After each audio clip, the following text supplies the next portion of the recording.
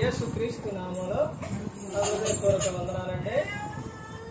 ముందుగా ఇంత మంచి సమయాన్ని ఇచ్చిన తండ్రి అయిన దేవునికి ప్రభు అయిన క్రీస్తు ద్వారా కృతజ్ఞతాస్తుతులు చెల్లిస్తున్నానండి. అందరూ బాగున్నారండి. వాక్యం చదువుకొని ప్రార్థన చేసుకున్న తర్వాత పాఠంలోనికి వెళదామండి.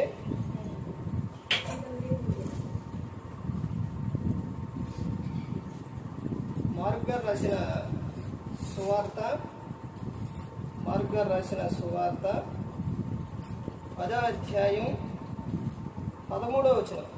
తమ చిన్న బిడ్డలను ముట్టవలనని కొందరు ఆయన యొద్దకు వారిని తీసుకుని వచ్చిరి. అయితే శిష్యులు వారిని తీసుకొని వచ్చిన వారిని గద్దించిరి. యేసు అది చూచి కోపపడి, చిన్న బిడ్డలను ఆ యొద్దకు రానిడి, వారి నాటంకపరచవద్దు, దేవుని రాజ్యం ఎలాంటి వారిదే.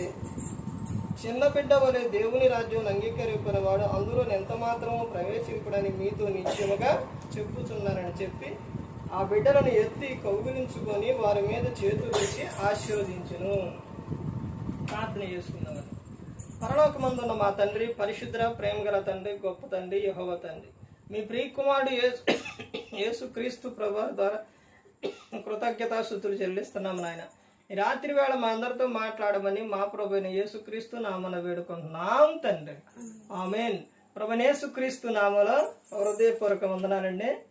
దేవుని కుమారుడు యేసుక్రీస్తు ప్రభువు ఈ లోకానికి వచ్చిన తర్వాత పరలోక రాజ్యం సమీపిస్తుంది కనుక మారు మనసు పొందమని ప్రకటింప మొదలుపెట్టారు. అంశం: క్రీస్తుకు పిల్లలంటే ఎంత ఇష్టమో తెలుసా?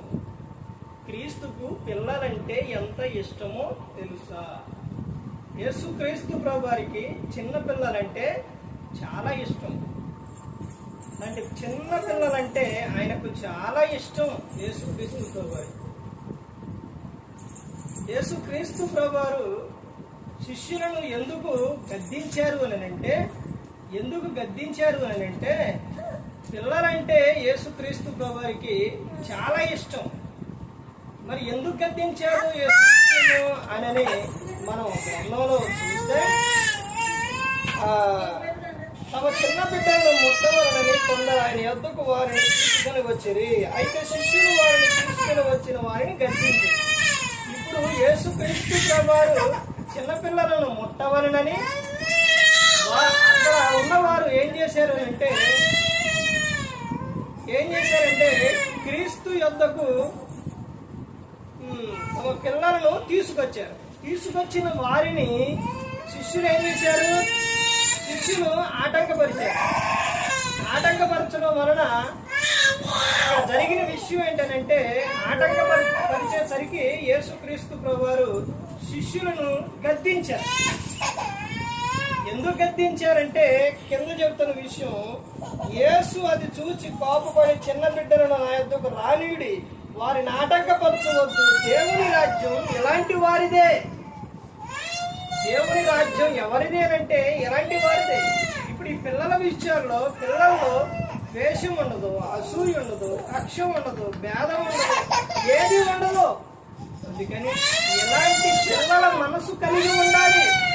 దేవుని రాజ్యంలో ఎవరు గొప్పవారు అని శిష్యులు అడిగినప్పుడు ఒక చిన్న బిడ్డను తీసుకొని మధ్యలో నిలబెట్టి ఏమన్నారు? మీరు మార్పు నొంది బిడ్డల వంటి వారైతే దేవుని రాజ్యంలో చేరతారు అని చెప్పారు. అంటే చిన్న బిడ్డ వలె తమ మనసు కలిగి ఉండాలి. చిన్నపిల్లల మనసు కలిగి ఉండాలి. తల్లి ఏదన్నా గద్దించిన వాళ్ళు ఏడ్చినా మరలా తర్వాత తల్లి యొద్దకు వస్తారు. కానీ నువ్వు నన్ను గద్దించావు, నేను నీ యొద్దకు రాను, నేను నీతో మాట్లాడను అనేది అనరు. అదిగా ఆ మనసు కలిగి ఉండాలి. అదే పెద్దలను కన్నా పెద్దవారిని ఏదన్నా ఒక మాట అంటే మరలా ఆ మాట అన్న వ్యక్తి పిలిస్తే వస్తారా? రారు.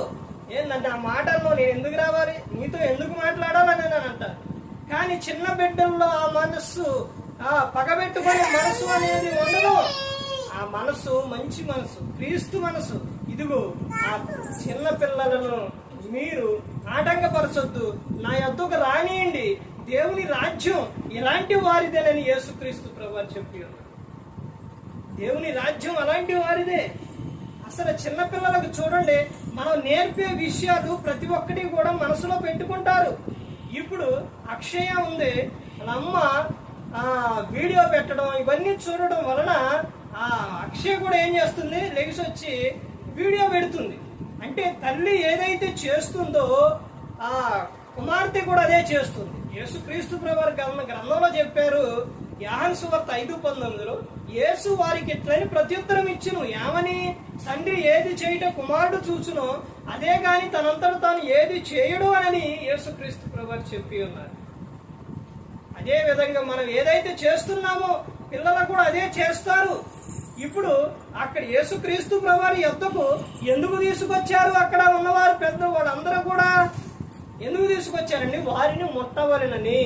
క్రీస్తు ముట్టితే స్వస్థత వస్తుంది, విడుదల వస్తుంది, వాళ్ళు బాగుంటారు, పరలోకం చేరుతారు, లోకం నుంచి ఆరోగ్యం కలిగి ఉంటారు, ఆయుష్ కలిగి ఉంటారు, వాళ్ళకి దీవెన ఆశీర్వాదం. క్రీస్తు ముడితే, క్రీస్తు యొద్దకు తీసుకొస్తే, అందుకే తీసుకొచ్చారండి. ఈ రోజున చిన్నపిల్లలను దేవుని మందిరానికి తీసుకెళ్తున్నారా? క్రీస్తు యొద్దకు తీసుకెళ్తున్నారా? వారికి ప్రార్థన చేస్తున్నారా? ఒక్కసారి ఆలోచించండి. చిన్నపిల్లలను దేవుని యొద్దకు తీసుకెళ్ళాలి, క్రీస్తు యొద్దకు తీసుకెళ్ళాలి. అది దీవెన ఆశీర్వాదం. అందుకే వారిని అక్కడ తీసుకొస్తే శిష్యులు ఆటంకపరిచారు. వారిని ఆటంకపరచొద్దు, నా యొద్దకు రానీడని వారి మీద కోపపడి యేసుక్రీస్తు ప్రభువారు ఏమని చెప్తున్నారు? దేవుని రాజ్యం ఎలాంటి వారిదేనని చెప్పి తర్వాత ఏమని చెప్తున్నారు చూడండి. చిన్న బిడ్డ వలె దేవుని రాజ్యం అంగీకరింపని వాడు అందులో ఎంత మాత్రం ప్రవేశింపని మీతో నిశ్చయముగా చెప్పుచున్నానని చెప్పి ఆ చిన్న బిడ్డలను ఎత్తి కౌగిలించుకొని వారి మీద చేతులుంచి ఆశీర్వదించారు. చూసారండి, చిన్న బిడ్డలను ఏం చేశారంట? ఎత్తి కౌగిలించుకొని వారి మీద చేతులుంచి ఆశీర్వదించారు. ఎందుకని? వాడు ఆశీర్వాదకరంగా ఉండాలి, వాడు దీవించబడాలి, వాడు బహుగా ఫలించాలి, ఎదుగుతుండగా దినదినం ఫలించి అభివృద్ధి చెందాలి, వాక్యంలోని ప్రార్థనలోని ప్రవర్తనలోని వాడు మంచిగా ఉండాలి, వాళ్ళు దినదినము బహుగా ఫలించాలి అని యేసుక్రీస్తు ప్రభువారు ఆ బిడ్డల మీద చేతులుంచి ఆశీర్వదించారు. యేసుక్రీస్తు ప్రభు చిన్న పిల్లలంటే క్రీస్తుకు చాలా ఇష్టం అండి, చాలా ఇష్టం. శిష్యుల్ని ఒక్క మాట కూడా పడని ఎవరైనా ఏదన్నా అంటే అస్సలు ఊకునేవారే కాదు. అలాంటి ఆయన శిష్యుల మీద కోపడ్డారని అంటే పిల్లలంటే చాలా ఇష్టం యేసుక్రీస్తు ప్రభువారు. వారిని ఎత్తి కౌగిలించుకొని ఏం చేశారంట? ఆశీర్వదించారు. పిల్లలను పెద్దలు ఏం చేయాలి? ఆశీర్వదించాలి. తల్లిదండ్రి ఏం చేయాలి? వారిని ఆశీర్వదించాలి, దీవించాలి. అంతేలే గాని కుక్క, నక్క లేకపోతే ఇంకేయో పేర్లు పెట్టి గాడిద లేకపోతే ఇంకేయో పేర్లు పెట్టి పిలుస్తుంటారు. వాళ్ళు జంతువులు కాదు, పక్షులు కాదు, వాళ్ళు దేవుని పిల్లలు, దేవుని బహుమానం. నువ్వు అలా చేస్తే, నువ్వు అలా పిలిస్తే దేవుడు ఊకోడు. అర్థమైందండి? పిల్లలను ఏం చేయాలండి? ఎలా పెడతారా? తిట్టడం కాదు, నువ్వెందుకు పనికిరావు, నువ్వు దేనికి పనికిరావు, నువ్వు లేకపోతే ఇంకా చాలా రకాల మాటలు మాట్లాడుతూ ఉంటారు. అలా కాదండి. వాళ్ళ మనసు కృంగకుండినట్లు వాళ్ళని చూసుకోవాలి. తర్వాత వాళ్ళని ఏం చేయాలి? వాళ్ళని దీవించాలి. వాళ్ళని ఎప్పుడు కూడా ఏం చేయాలి? పొగడాలి. వాళ్ళని ప్రేమగా చెప్పాలి. పొగడం అంటే ఏంటంటే ప్రేమగా చెప్పడం, దగ్గర తీసుకుని మంచిగా వాళ్ళని చెప్పాలి. ఈ రోజున చాలా మంది ఏం చేస్తున్నారంటే ఊకే అస్తమానం కూడా వాళ్ళని ఏం చేస్తున్నారు? అస్తమానం కూడా బాధ పెట్టేవారిగా చేస్తున్నారు.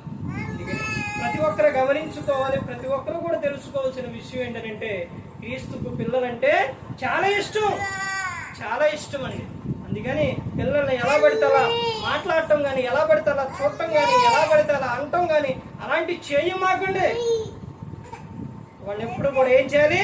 దీవించాలి, ఆశీర్వదించాలి.